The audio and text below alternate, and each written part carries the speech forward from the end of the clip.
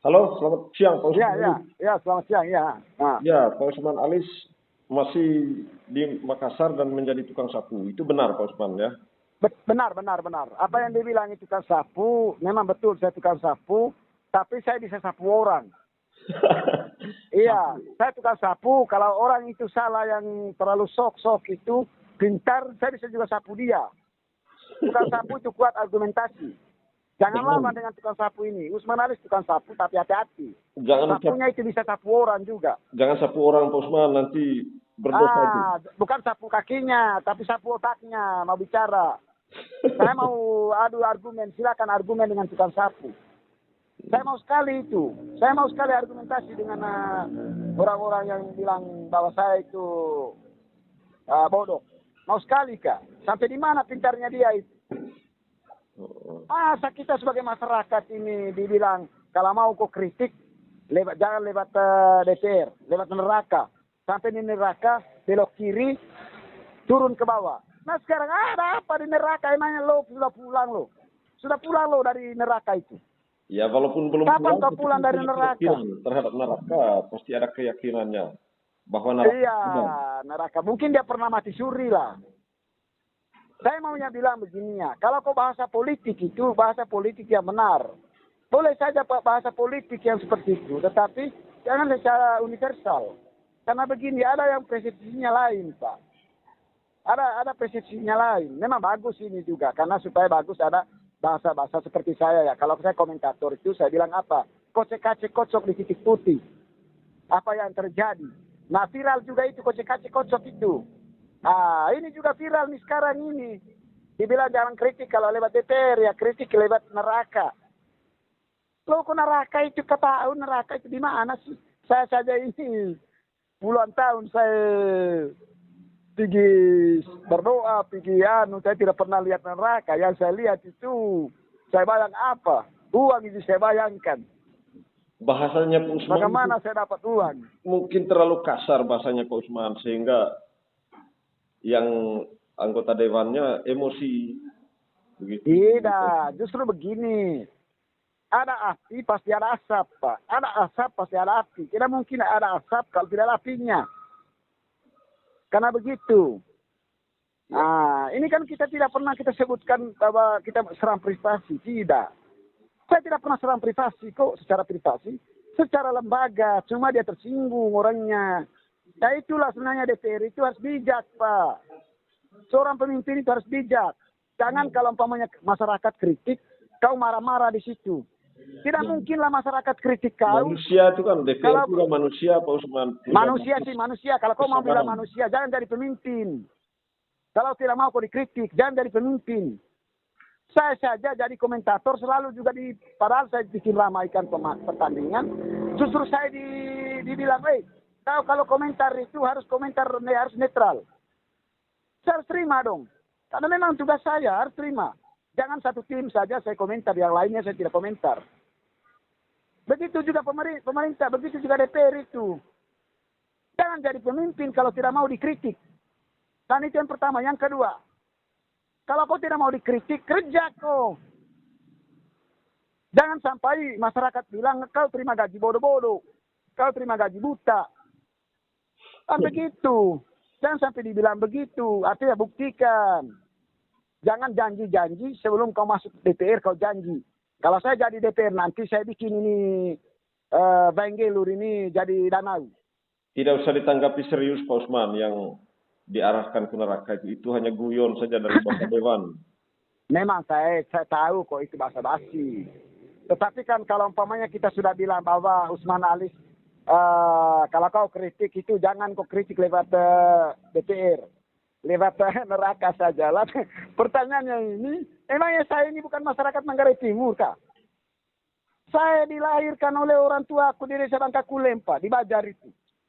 Saya dibesarkan di sana, SD saya di sana. Saya orang Manggarai Timur asli. Ya, kalau saya pakai bahasa Indonesia terus, itu wajar lah. Karena kalau umpamanya kita lewat telepon begini adalah, apalagi kalau kita mau bikin apa segala macam. Kalau bahasa Indonesia lah. Kalau di grup itu kan sama dengan sama begini ya. Saya di Facebook itu selalu di peringatan dari komunitas Facebook. Karena kalau umpamanya ada yang komentar bilang begini, bom hawe, bom hawe, cocok jadi upas dia, bom hawe. Komunitas Facebook itu lihat bomnya. Dia bilang, woi, mau meledak ini bom. Padahal itu bahasa Manggarai bom. Pak Usman? Pak Usman yakin tidak bahwa dengan kritik daerah ini bisa maju? Bisa maju. Tapi semuanya harus masuk kritik. Jangan diam, jangan vakum. Orang-orang pintar di Manggarai Timur itu yang notabene sudah sarjana, sudah profesor, doktor, itu semua. Itu harus kritik, Pak. Harus kritik juga. Jangan tunggu Usman Alis tukang sapu terus saja yang kritik. Tapi harus kalau dia dibully lagi punya Usman bakat Alisnya. untuk kritik, banyak kesibukan lain, Kesibukan apa? Kalau begitu jangan mengeluh. Kalau susah. banyak sibukmu kau jangan mengeluh. Jangan mengeluh kalau jalan itu rancu. Jalan itu ekstrim. Manggarai Timur ini begini, Pak. Saya maunya Manggarai Timur ini, kalau umpamanya 5 tahun yang lalu DPR tahun lalu itu 5 tahun yang lalu atau 10 tahun yang lalu DPR-nya tidak bagus sampai Manggarai Timur itu dikatakan tertinggal atau miskin ekstrim. Nah sekarang DPR sekarang ini kok sama. Dulu juga dibilang tertinggal sampai sekarang juga DPR sudah 3 kali masuk DPR ini masih tertinggal, masih juga dibilang Manggarai Timur itu label miskin ekstrim. Nah sekarang di mana itu DPR yang pintar itu? Kenapa ini Manggarai Timur masih label tertinggal? Kenapa masih label miskin ekstrim? Itu dulu. Jangan bilang Usman Alis tukang sapu. Usman Alis itu orang bodoh. Justru yang bodoh di sana itu siapa? Yang mengelola itu Kabupaten Manggarai Timur. Kenapa itu tertinggal kalau kau pintar? Kenapa label miskin ekstrim itu Manggarai Timur kalau kau pintar? Ya, karena kamu bodoh itu, makanya itu Manggarai Timur itu label miskin, Pak. Jadi yang ada di DPR, yang ada di pemerintah itu keluarga kita semua. Justru karena keluarganya, maka kita sayang, Pak. Maksimal juga untuk membangun daerah kita ini. Pelan-pelan. Pelan-pelan apanya pelan-pelan. Listrik sudah. Sebenarnya begini, Pak. Saya begini ya. Sebenarnya saya itu tidak mau kritik lah. Saya tahu kok. Orang bilang bahwa dana kita di APBD kita, anggaran APBD kita minim sekali. Nah sekarang kalau minim itu kita punya daerah APBD, kenapa ada yang korupsi di sana? Kenapa terminal Kembur itu ada korupsinya? Kan begitu. Itu belum terbukti. Itu dulu. Masih proses. Iya masih proses sih, tapi kan memang faktanya memang itu begitu Pak. Mulai tahun 2012 sampai tahun 2015 itu sudah ada mulai itu proses ituan itu masalah terminal Kembur.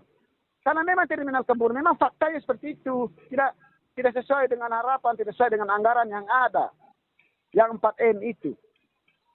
Nah sekarang kemana uangnya? Nah sekarang kalau kita bilang begini tadi, kita budaya, pakaikan budaya kita. Karena budaya kita tidak boleh kita makan uangnya orang, Pak.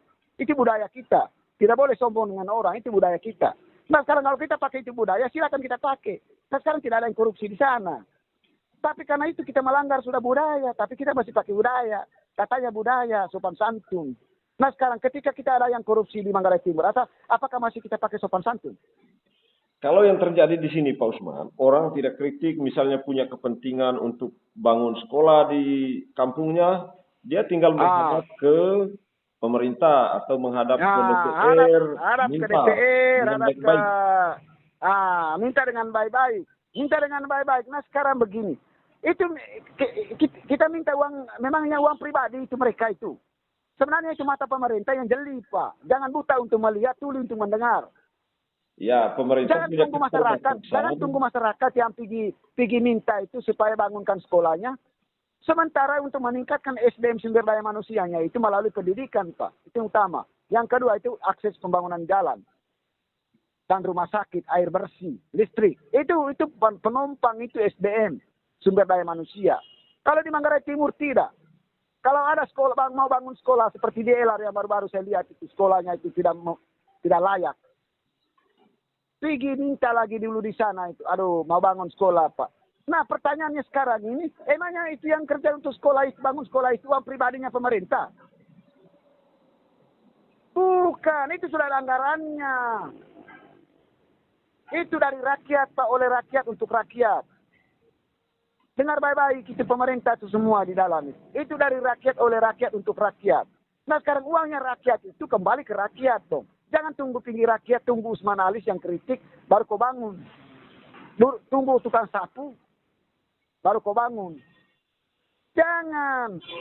Itu tidak boleh sebenarnya kita pergi minta untuk bangunkan ini, bangunkan itu. Contohnya bangunnya kapela, rumah ibadah itu. Atau kita bangun sekolah. Itu kan penumpang SDM semua. Kenapa kita harus bawa ayam, bawa tuak, baru pergi bangun itu? Emangnya uang pribadinya pemerintah, uang pribadi bupati atau DPR di sana? Itu uang dari rakyat, oleh rakyat, untuk rakyat. Supaya bisa karena rakyat semua yang anu. Supaya ada kekuatan dari pemerintah, karena persaingannya juga dalam pembangunan daerah itu besar, Pak Usman. Kalau ada dukungan masyarakat, usulan masyarakat, itu memperkuat ya, para anggota dewan. Memperkuat apa? Nah sekarang disitulah makanya kenapa masyarakat bilang begini itu. Ya, pemerintah itu sudah buta matanya untuk melihat, tuli untuk mendengar. Karena itu tadi tidak ada persaingan sebenarnya kalau pemerintah sudah lirik memang, Pak, sudah melihat memang, sudah mendengar memang. Yang mana dulu dominan? Contohnya di LR itu, yang kalau dia pakai bangunan sekolahnya pakai bambu. Ya itu dilihat dulu. Jangan kau lihat yang lain karena basismu di situ. Nah itu yang kau terjun, karena nanti kalau kau dipilih lagi, kau itu saja kau kerja. Sementara yang lain yang kau tidak mau bangun. Itu yang salah. Justru itu sistem begitu yang salah. Karena itu tadi, kembali kita dari rakyat, oleh rakyat, untuk rakyat, Pak. Itu uang bukan uangnya pemerintah, itu uang rakyat. Dari rakyat, oleh rakyat, untuk rakyat. Jangan tunggu kita bawa tuak baru kita mau kerjakan itu, bangunkan itu sekolah, bangunkan itu jembatan. Tidak perlu bawa tuak, Pak Usman, yang penting pergi omong baik-baik. Bawa selendang. Omong baik-baik sih begitu. Kan begini. Itu tidak perlu masyarakat yang pergi lah. Kan ada pemerintah desanya. Pemerintah desa juga jangan bodoh. Begitu. Pemerintah desa juga harus bekerja. Pemerintah desa itu pergi ke sana. Tapi banyaknya juga kepala desanya juga kita punya di dalam ini. Ini yang paling bahaya juga. Jadi itu justru saya usul sekarangnya begini ya. Itu alokasi dana desa itu jangan melalui daerah. Harus langsung ke DPD-nya. Langsung ke desa. Ya kalau itu omongnya ke pusat, Pak Usman, jangan ke... Iya, saya maunya seperti itu sih, supaya begini ya, clear. Supaya itu kepala desa ya tidak pergi sendiri-sendiri ke kantor dinas desanya, kadesnya. Ya, pergi minta begini, saya mau bikin anggaran ini, anggaran proyek ini, proyek irigasi. Dikasihlah uang 500 juta. Umpamanya anggaran tahun 2022 ini 1,1 kalau salah ya. 1 miliar 100 atau 1 miliar 200. Ya anggaran tahun ini ya. 2022. Bervariasi. Kalau saya tidak salah. Iya bervariasi. Tergantung kan begini. Itu anggaran desa, itu kan dana desa. Itu kan tergantung dari wilayahnya. Kan begitu. Berapa penduduknya, berapa luasnya. Jumlahnya. Kan itu kan tergantung, memang tergantung. Tapi itu tadi, dana proyeknya untuk apa? Proyeknya harus jeli dong. Harus jeli itu, dilihat. Supaya tidak ada bilang korupsi. Contohnya kita punya di dalam, di daerah saya. Di desa saya. Di desa saya itu kan pembangunan irigasi Cibulegi.